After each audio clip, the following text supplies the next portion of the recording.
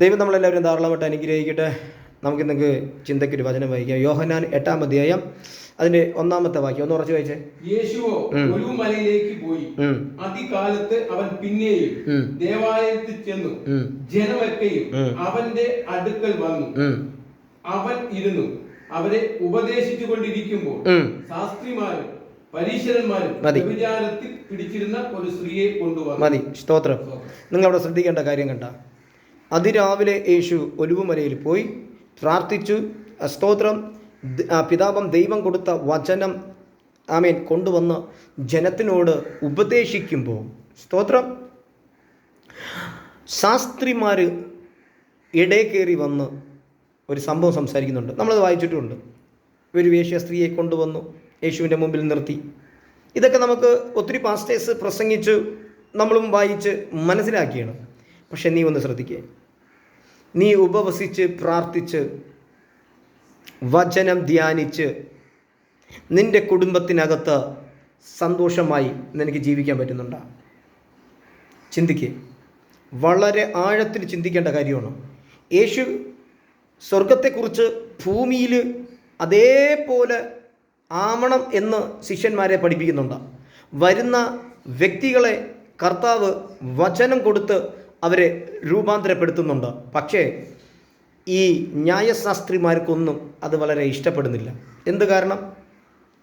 അവരുടെ മോശയുടെ ന്യായപ്രമാണവും ലേവ്യ പുസ്തകമൊക്കെ ഒന്നായി കൈകാര്യം ചെയ്യുന്ന ആൾക്കാരാണ്. നിങ്ങൾ ചിന്തിക്കേ, നന്നായിട്ട് ചിന്തിക്കണം കേട്ടോ.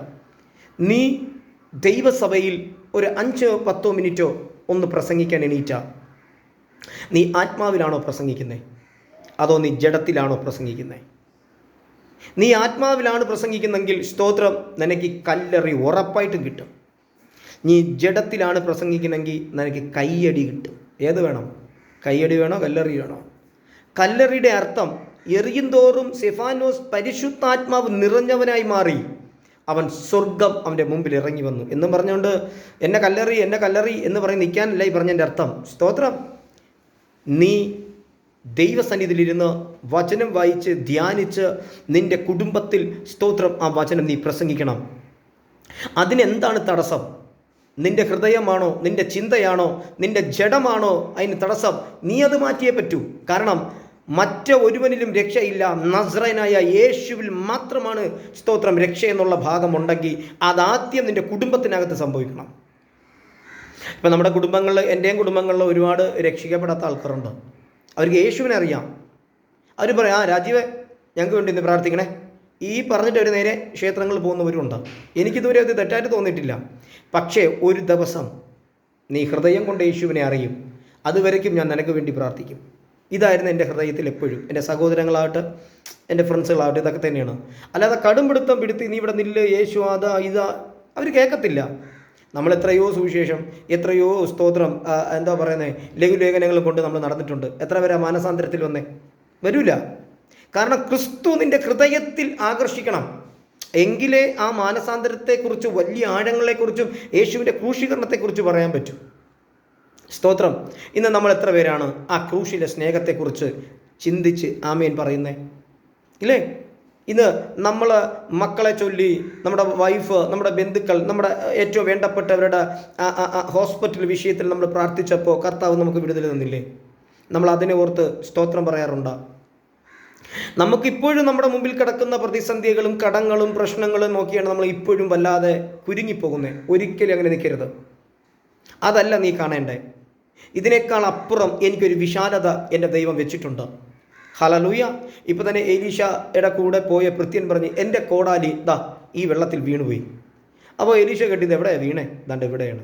അങ്ങനെ ഒരു കമ്പ് വെട്ടി ഒറ്റയേറി കോടാലി മണ്ടയിൽ പൊങ്ങി വന്നെന്നാണ് ദൈവവചനം പറയുന്നത്. എങ്ങനെ പൊങ്ങി വന്ന്? ഏത് ലെവലിൽ പൊങ്ങി വന്ന്? അവനത് വായ്പ വാങ്ങിച്ച കോടാലിയാണ്. സ്തോത്രം.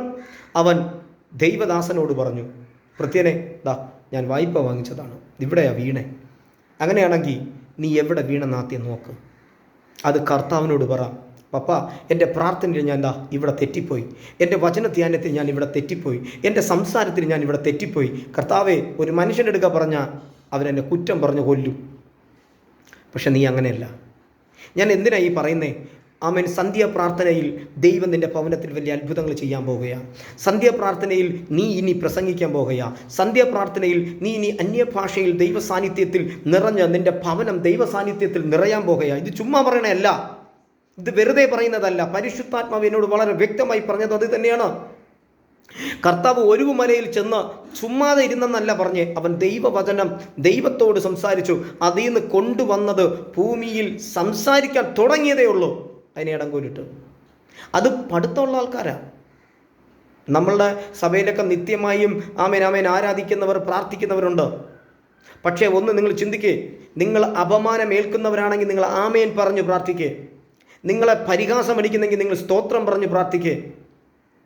നിങ്ങളുടെ പാട്ട് അല്പം ഒന്ന് തെറ്റിപ്പോയി, അത് കേട്ട് ആൾക്കാർ ചിരിച്ചെങ്കിൽ ആമേൻ പറയും. നാളെ നന്നായി നീ പാടും, നന്നായി നീ ആരാധിക്കും. കാരണം ദൈവമാണ് നിന്നെ വിളിച്ചിരിക്കുന്നത്. നിന്നെ വയലിൽ ഇറക്കാനും സ്തോത്രം, നിന്നെ കൊയ്യാനും ഒക്കെ സ്വർഗം നിന്നെയാ കണ്ടിരിക്കുന്നേ. നിന്റെ വീട്ടിൽ നിന്നെയാ എൻ്റെ ദൈവം കണ്ടിരിക്കുന്ന ഒരു പ്രാർത്ഥനക്കാരിയായിട്ടും ഒരു പ്രാർത്ഥനക്കാരനുമായിട്ട്.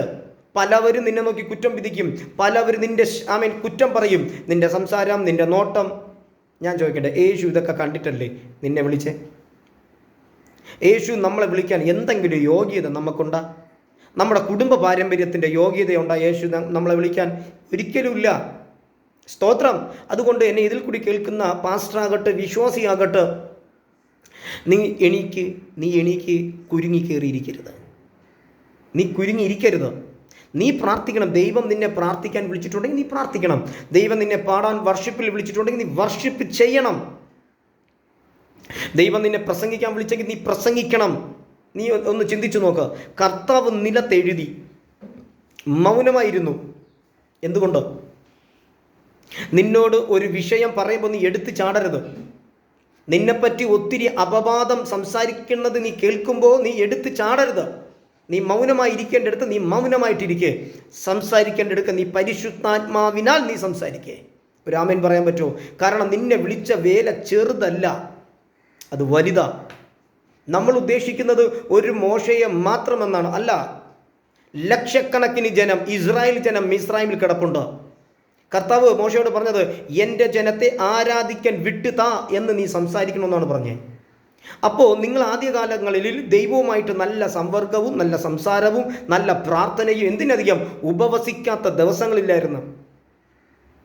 ഹല്ലേലൂയ. കാരണം ദൈവത്തോട് അത്രമാത്രം നിങ്ങൾക്ക് സ്നേഹം, യേശുവിനോട് അത്രമാത്രം നിങ്ങൾക്ക് സ്നേഹം.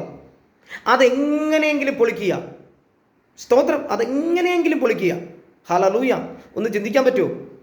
അതുകൊണ്ട് നിങ്ങൾ നോക്ക്, സ്വർഗത്തിലെ ദൈവം കർത്താവിന് കൊടുത്ത വചനത്തെ സംസാരിക്കാൻ ജനം ഓടി വരികയാണ്. നിന്റെ സഭയിൽ ജനം ഓടി വരാൻ പോകുകയാണ്. നിന്റെ കൂട്ടായ്മയിൽ ജനം ഓടി വരാൻ പോകുകയാണ്. കാരണം നീ നിന്റെ പ്രാർത്ഥനയിൽ ഒരുക്കത്തോടുകൂടി നീ ദൈവസന്നിധിയിൽ പ്രാർത്ഥിക്കേ. ഹല്ലേലൂയ. സ്തോത്രം. ഒന്നുകൊണ്ടും ഭയപ്പെടരുത്. ഈ ഭയം എന്ന് പറയുന്നതിൻ്റെ അർത്ഥം, ഈ മനുഷ്യൻ്റെ വാക്ക് കേട്ട് ഭയക്കുന്ന ആൾക്കാരുണ്ട്. നിന്നെ കൊണ്ട് അത് ചെയ്യാൻ പറ്റത്തില്ല, നിന്നെ കൊണ്ട് ഇത് ചെയ്യാൻ പറ്റത്തില്ല, നീ അങ്ങനെയാണ് ഇങ്ങനെയാണ്. ഇതൊന്നും നമ്മൾ കേട്ടോണ്ടിരിക്കരുത്. കർത്താവ് നിന്നോട് എന്താ പറഞ്ഞേ?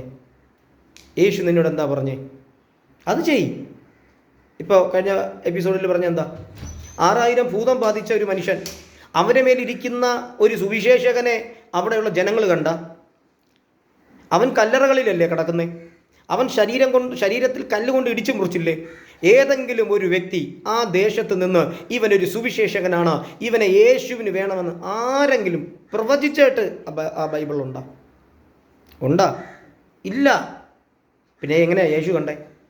യേശു എന്നെയും നിന്നെയും കണ്ടത് കൊണ്ടല്ലേ ഇന്ന് സ്തോത്രം ദൈവനാമത്തിൽ നമുക്ക് മുമ്പിലോട്ട് നടക്കാൻ പറ്റുന്നേ.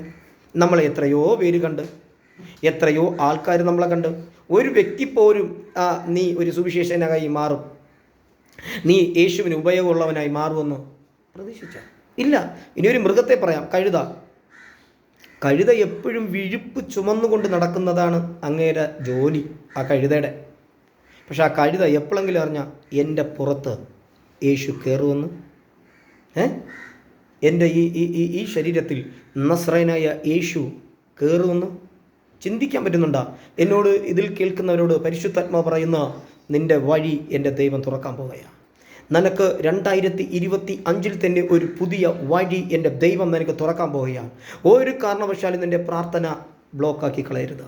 ഈ സ്ത്രീയെ പിടിച്ചുകൊണ്ട് വരുമ്പോൾ അവർക്ക് യഥാർത്ഥത്തിൽ അവിടെ ശ്രദ്ധിച്ച് നോക്കിക്കഴിഞ്ഞാൽ അവർക്ക് ഭയമുണ്ട്, ഭയമില്ലെന്നല്ല, പക്ഷേ അവരെ പിടിച്ചു, അത്ര തന്നെ. ആ ഒരു മൈൻഡിൽ, കാരണം അവർ തെറ്റ് ചെയ്തല്ലോ, ആ ഒരു മൈൻഡിൽ അവർ നിൽക്കുന്നത്. പക്ഷേ യേശു പറഞ്ഞൊരു പദം കേട്ട, അവരാരും നിന്നെ കുറ്റം വിധിച്ചില്ലേ? ഇല്ല, ഞാനും വിധിക്കുന്നില്ല. ഇനി മേലാൽ നീ ആ തെറ്റ് ചെയ്യരുത്. സ്തോത്രം. പക്ഷെ ന്യായശാസ്ത്രിമാരങ്ങനല്ല സംസാരിച്ചേ. അവർ എന്തൊക്കെയോ ആണെന്നൊക്കെ വെച്ച് അവർ സംസാരിച്ചേ. ഇന്ന് നമ്മളുടെ പല സഭകളിലും പല സ്തോത്രം ഉയർന്ന പാസ്റ്റേഴ്സ് എത്ര താഴെത്തട്ടി കിടക്കുന്ന പാസ്റ്റർമാരെ വളർത്തിയെടുക്കുന്നുണ്ട്. എത്ര പേരെ അവരെ സ്തോത്രം ബലത്തിൽ സംസാരിക്കുന്നുണ്ട്. എത്ര പേരെ അവർക്ക് പുതിയ സ്റ്റേജുകളിൽ നിർത്തുന്നുണ്ട്.